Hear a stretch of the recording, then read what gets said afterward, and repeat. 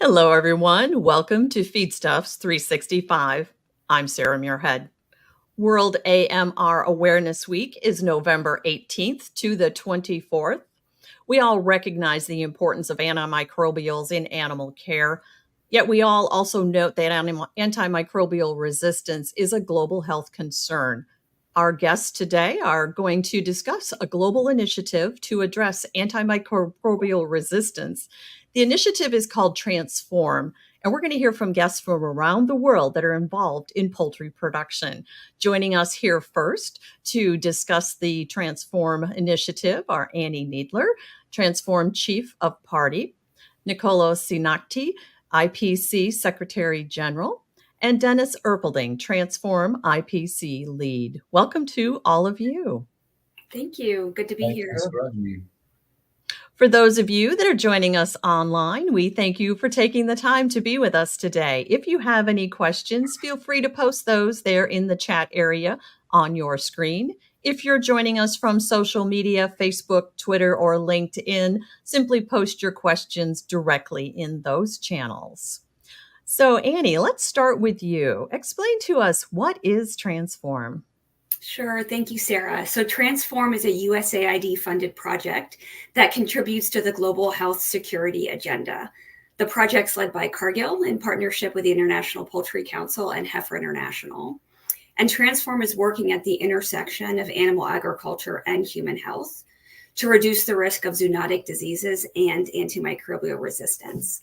So specific to antimicrobial resistance, which is the focus of our conversation here today, Transform takes a system-based approach.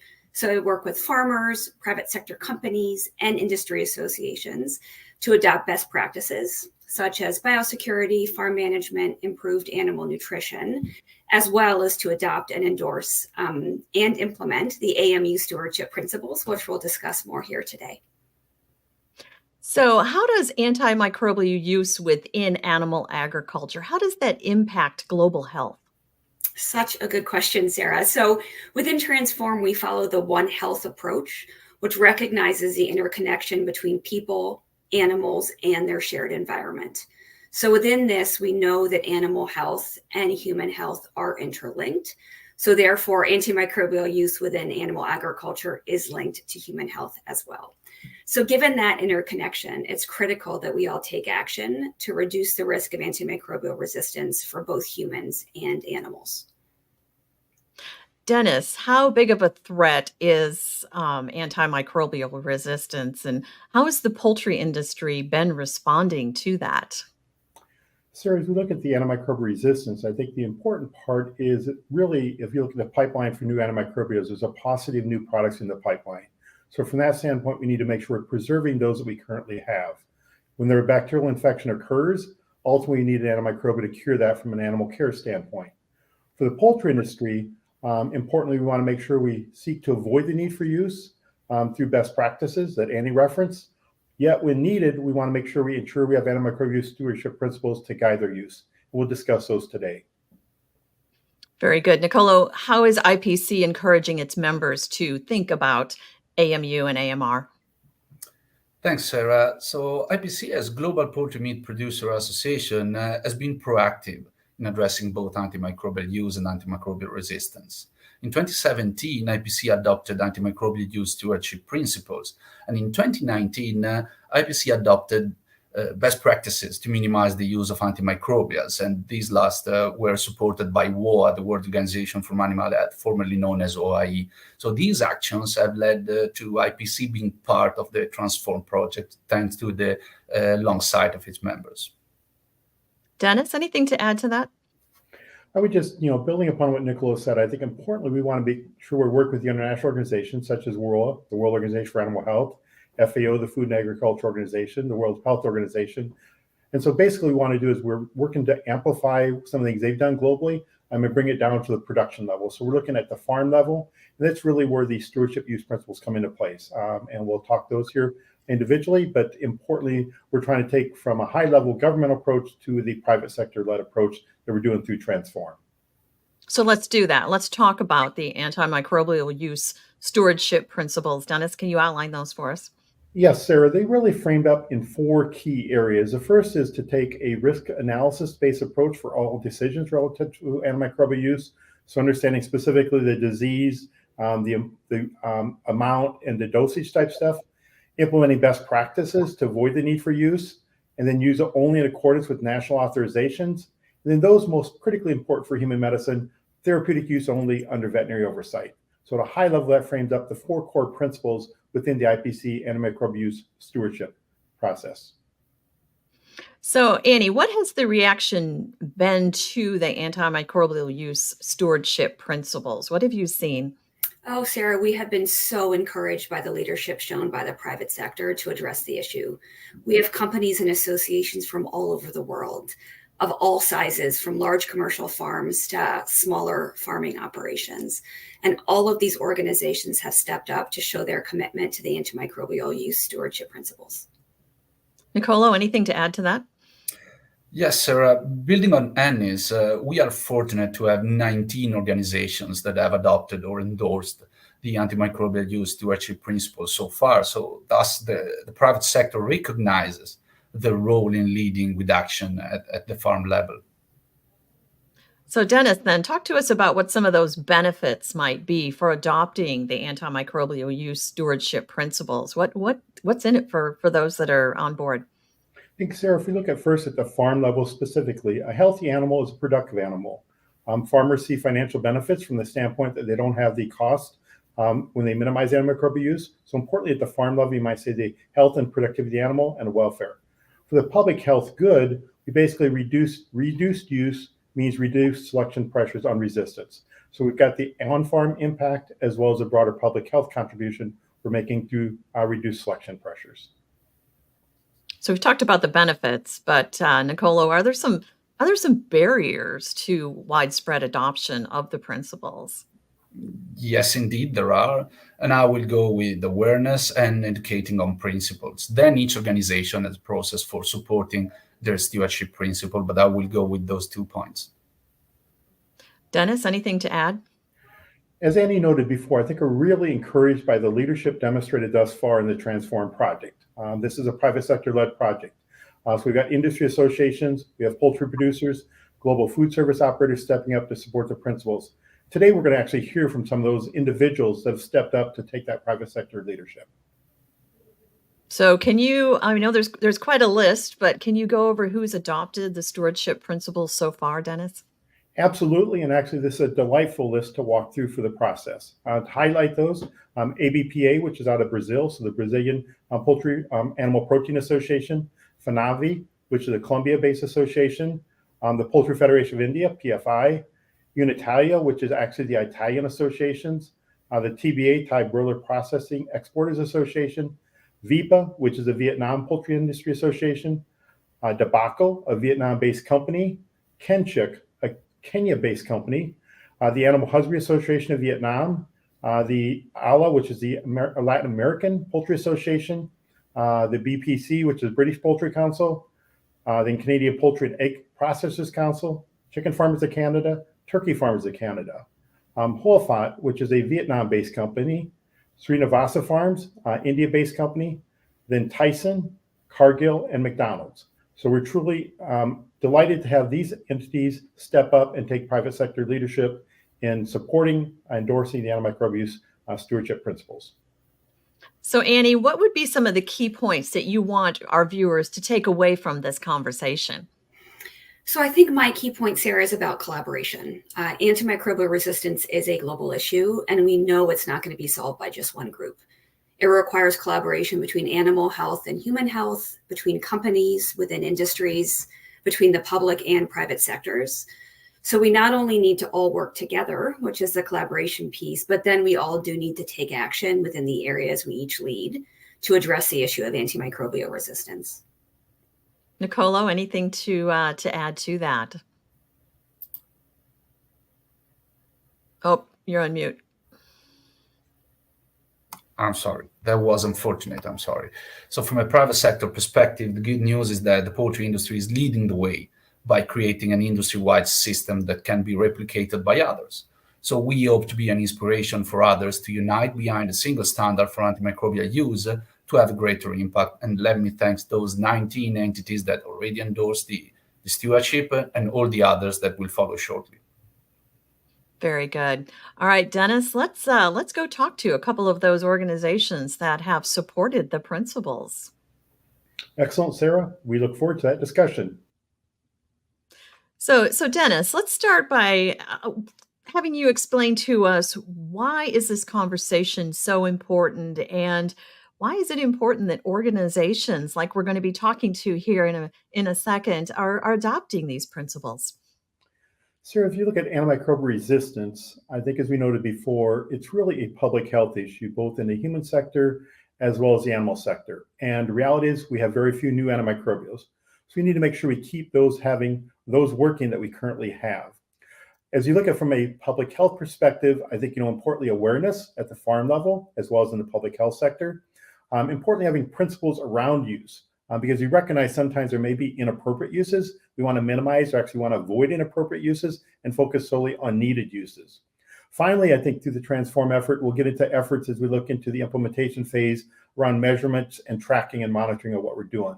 So importantly, we have our role to play. From an animal agriculture standpoint, a food animal standpoint, I think we need to recognize action happens at the farm. That's where specifically the antimicrobial stewardship principles come into place, because this is action at the farm. And so we want to make sure we're doing our part from the animal ag sector relative to our total contribution on what is a global public health issue relative to resistance, and ultimately this cures of bacteria, public health, human health. All right, well, let's go to our first guest here to talk about why the principles are important for your organization, your operation. So, Dennis, do you want to do a quick introduction for us? Absolutely. We're very delighted to have Suresh Taturi from Srivanasa Farms out of India join us today. They are a true private sector leader. We'll let Suresh talk about their organization. We're delighted that they were one of the very first organizations from a company standpoint to adopt the stewardship principles. So Suresh, we're very delighted to have you join us and compliment you on your private sector leadership. Thanks, Dennis and Sarah, for having me. So Srinivasa is now, in a couple of years, we'll be completing 60 years of coming into presence, and to a large extent, we were responsible for building of the Indian poultry sector in these 60 years. So that's a lot. We are in the whole life cycle of the poultry sector, from processing soy to processing chicken and eggs, and of course we also our main what we're proud of is how we handhold our farmers in everything they do. So, and again, Dennis, you're aware, Sarah, for context, the Indian farmers are not like in Europe or in US. These are not large farmers, right? And so we have close to 1 million farmers involved in production of both eggs and chickens, from 500 birds to 60 million. So yeah, that's a little about scale. So then, being a major producer in India, what actions are you taking, and how can you leverage your leadership within the industry? So yeah, so for me, Sarah, personally, I've always seen using antibiotics as lazy management and not very good, smart way to produce, because it's so, and that's one side. So that's what we ourselves want to implement these principles within our company and within everything we do. And more importantly, considering our leadership role in the Indian market, and what we have done is educating farmers on why these principles are important, and why actually addressing this is the license for our industry to go forward. And so that's where we see a huge role for us in educating and helping farmers in understanding what this means and how do they mitigate using antibiotics and antimicrobials. And actually, it's smart for them to not reduce these, right? And using them as a tool rather than as to address issues, but not it's definitely not feed for the chickens. So really taking that leadership role is what you're setting out to do to help move the whole industry forward in this area of antimicrobial Exactly, Sarah. Because principles. as I said, it is a little bit more complex in the developing world than, you don't have like 4 or 5 companies producing 60-70%. As I said, we have close to a million million farmers, and this is only going to increase as the consumption increases over the next 20-25 years, right? And so the point is now making them present about how to do this. Typically a farmer is blamed for what he's doing, but he's only trying to make his ends meet, right? I mean, he's using AMR not because he likes it, but he doesn't want to use the production, he doesn't want to lose the bird, right? So he's reacting and doing that, and but we tell him, we use words like biosecurity and all that, but what does it mean? We need to go explain to that guy why, what does it mean, how to manage that and all that. And that's what we've done over the last 60 years. And now by signing up to this, we're taking the responsibility to actually, go to the next level of this. Yeah. Very good. If I may add, Sarah, I think Suresh is really a key point. As we think of production, let's say the India, let's say a Kenya or Vietnam, which are part of the Transform projects, we recognize that their production systems are different than some of the more integrated westernized ones. So I think truly the private sector leadership in countries as India that Suresh is recognizing with Srivanasa Farms is very important. It also allows us to adapt and figure out what we need to do to adapt their production systems from a stewardship use principle. So it can be a two-way learning process as we think about the Transform project. And truly delighted that Suresh is stepping forward to help us work through that process in India. And great point. If I may add one final this thing,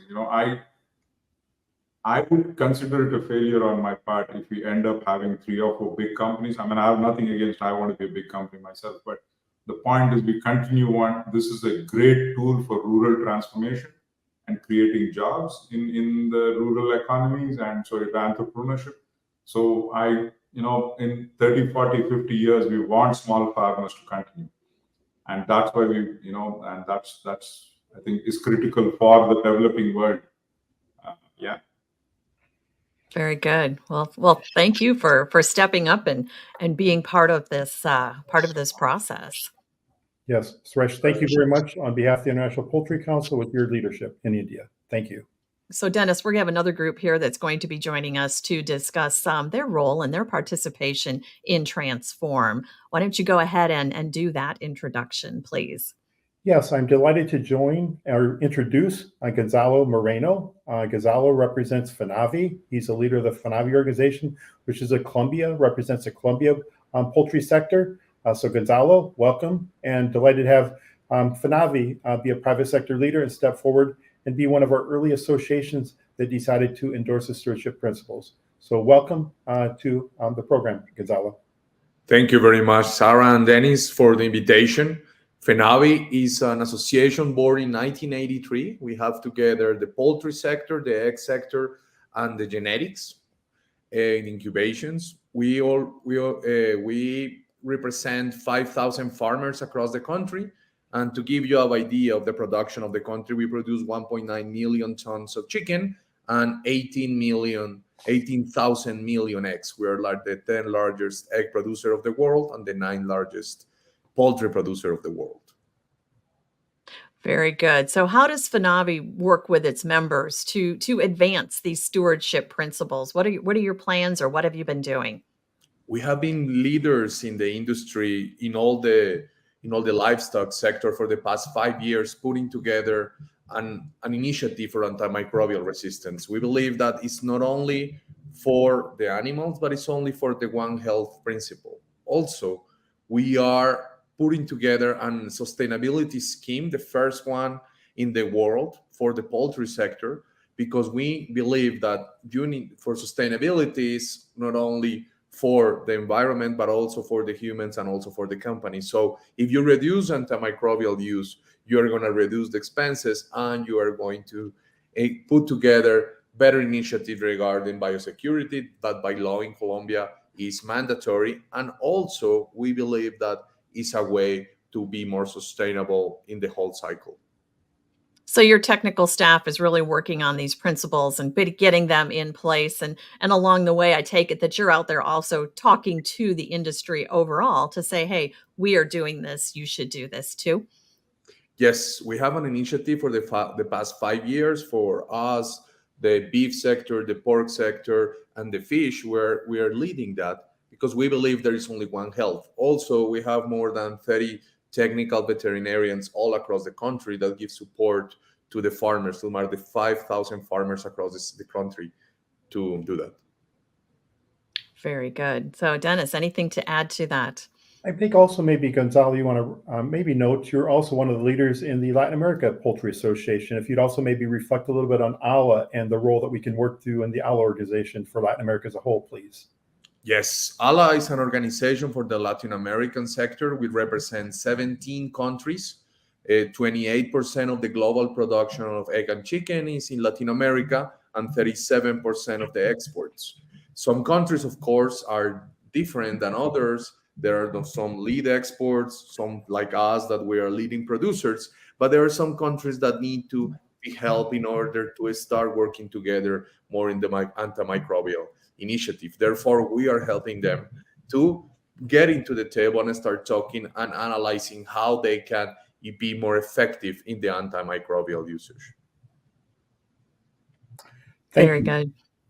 I think you bring the perspective, with Latin America, both the ALA perspective and the FINAVI in Colombia, we recognize a different size of operations. So we think about the Transform project, Sarah, it allows us to touch upon we call the different sectors globally, very integrated sectors to more of the smaller operations.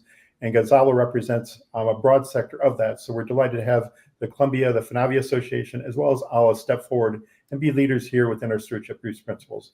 So Gonzalo, thank you for being a major leader for us in this sector. No, thank you very much for the initiative. We believe, and as a parent believe of 2 children, believe that this is the effort that we need to do as an industry. Therefore, we believe as president of FINAVI, as member of the ALA and member of the IPC, I believe that this is the path that we need to push forward across the globe. Thank you. Very good. Thank you. Dennis, we have another participant in the Transform initiative. Why don't you go ahead and introduce that group? Yes, Sarah, we're very pleased that we have Ricardo Santin, who's with ABPA, which is the Brazilian association. Ricardo is actually very unique. He's actually the vice president of the International Poultry Council. He's also the vice president of the Latin America Poultry Association, and obviously, importantly, president of ABPA. So we're truly delighted to have Ricardo join us and provide a perspective from Latin America and Brazil. So Ricardo, welcome to our group today. Thank you, Dennis. Thank you, Sarah. It's a pleasure to be here. I'm the president of ABPA. It's a Brazilian Protein Association.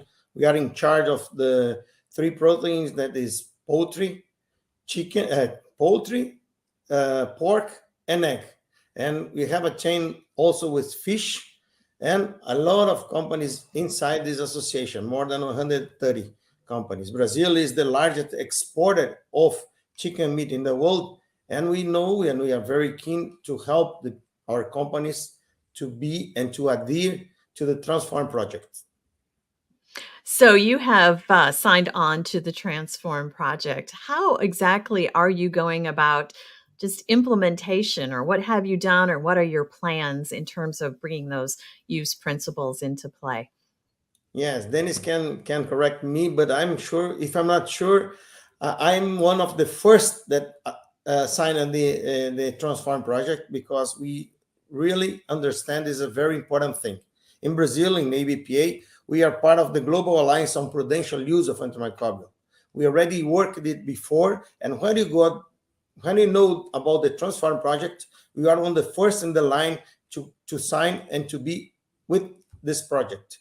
Brazil is a main producer, is the second largest producer of the world, and the largest exporter. And so we have the responsibility to make it to be very clear to our members, and we do this in our technical committees. We have a special technical committees on health and animal health, and in these committees, this is an issue that we talk every day. Brazil is working on to use prudentially the antimicrobials to avoid the antimicrobial resistance. So Brazil has basically, they're moving forward in this area. It's just a matter of you're setting that leadership and helping to drive that that buy-in and that adoption. Is that fair to say? For sure, Sarah, because Brazil exports to more than 150 countries in the world. And so our companies need to be complying all the rules, but not just because we are complying because the importers want. We are doing this because we know that it is important. It's important to have a prudential use of antimicrobial, to take care of the animals, but much more this, to take care of the people, to take care of us, to take care of our children. And this is why we are on this project at this very beginning moment.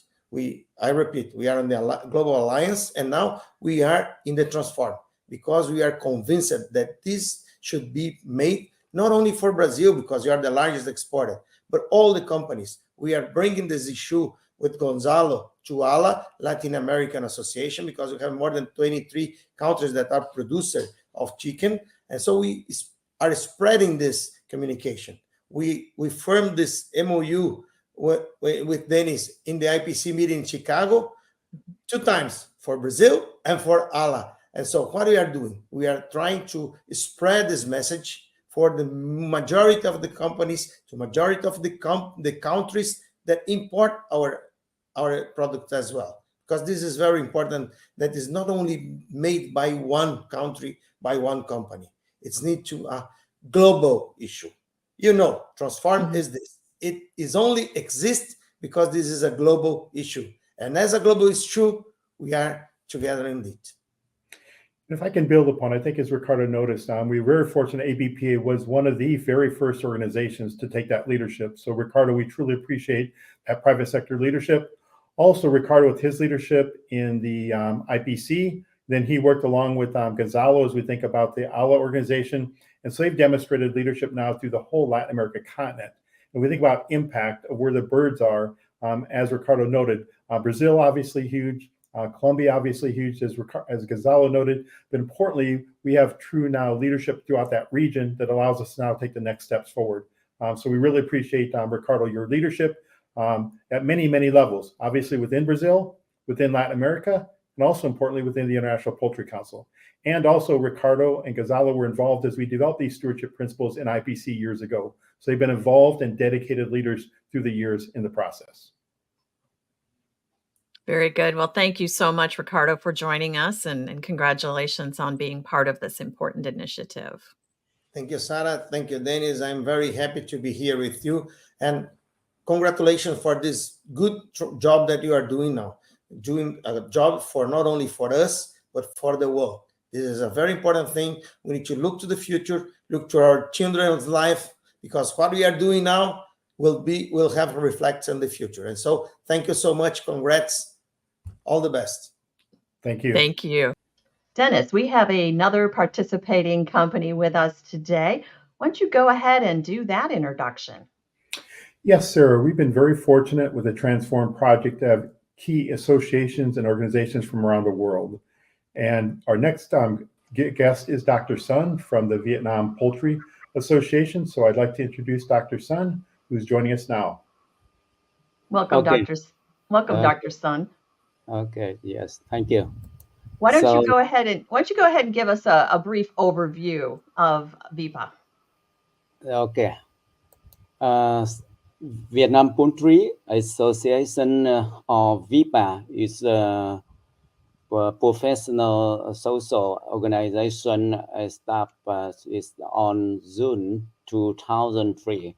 VIPA is one of Vietnam's largest agricultural association. Currently, there are more than 300 organizations and individuals who are members of VIPA.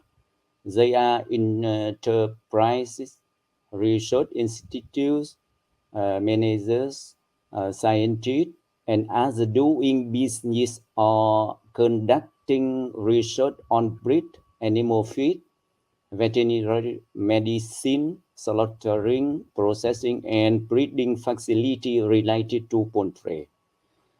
Currently, VIPA account for about 65% of market share in Vietnam poultry production and processing.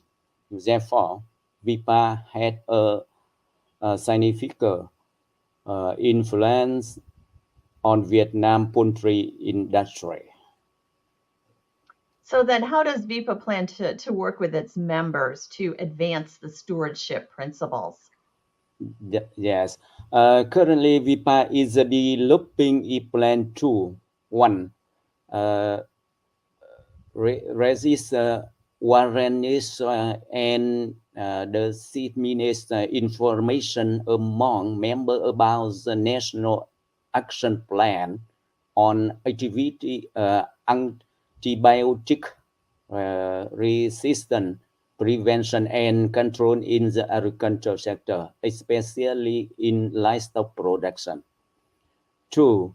Coordinate with the Transform project to develop standards document and biosecurity in the farming and regulation on the use and management of antibiotic in poultry farming. 3. Conduct training course on biosecurity in farming and minimizing antibiotic use for technical staff and poultry farmer in the 2024.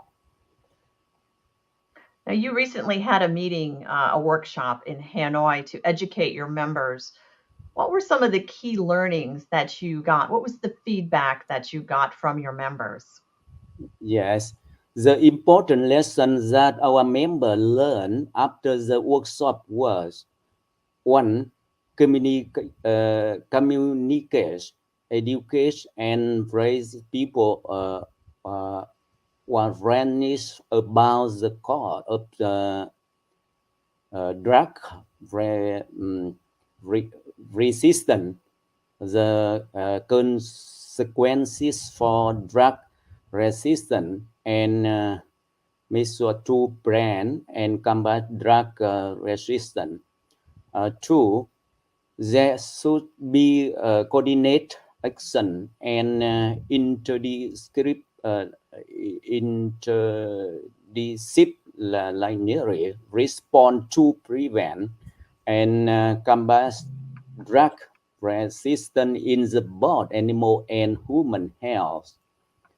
There should be national standards and guidelines related to drug resistant monitoring in the livestock sector. 4. To review research and complete policy, law, standard, technical regulation, and professional guidelines on good animal husbandry practices. And 5. To strengthen cooperation with international organizations to support and promote the implementation of the national strategy. Very good. Sounds like a lot of coordination and a lot of communication was taking place. Yes. Yeah. Dennis, anything to add? I think we're very fortunate with Dr. Sun and VIPA, the leadership we have in Vietnam, and they're really the organization that represents the poultry sector. And as Dr. Sun has noted, they're very active, they're very supportive, and I think they're a very key leader of our transform from the private sector. And we truly appreciate what Dr. Sun and his organization are doing as they work with their country and support their agricultural development, specifically addressing antimicrobial stewardship principles. So Dennis, why don't you, let's wrap things up here, and let's do that by having you talk about what are the key points that you want our viewers to take away from our conversation today. Sarah, as we reflect a little bit, obviously antimicrobial resistance is a global issue for which we all need to act, as demonstrated by people we've talked with here. Transform, which is a USAID-funded initiative, a private sector one, is focused on action. It's an example of private sector leadership that can drive action at the farm level globally. We all have a role for responsible use of antimicrobials to minimize antimicrobial resistance. We do welcome additional poultry entities, whether you look at farmers, producers, processors, associations, those involved in the total production chain. we'd ask them to join these 19 leaders and adopt or endorse the stewardship principles. Coming back to our broader perspective, though, we're really doing this to protect public health. Animal agriculture has a part and is part of the solution. We recognize we need to increase protein production in order to feed a growing world. We want to take a systems approach, as Andy mentioned. We're looking at advancing innovation and technology and applying best practices. Food animal agriculture is capable of meeting our global food needs. This is part of our global contribution to advancing this within the private sector. Yeah, great job on this initiative. Very important. And thank you for helping us walk through all of the participants here that are involved and bringing forward some of those folks to talk to us today about the importance of Transform. Thank you, Dennis, and thank you to all of our guests that have been here and joined us. For those of you that have joined us here online, we want to thank you as well for taking your time. We appreciate you tuning in and spending time with us. A reminder that all Feedstuffs 365 segments are available online at feedstuffs.com. Simply go to feedstuffs.com, scroll down until you find the Feedstuffs 365 box, and then you can watch any and share any of our segments. Until next time, for Feedstuffs, I'm Sarah Muirhead.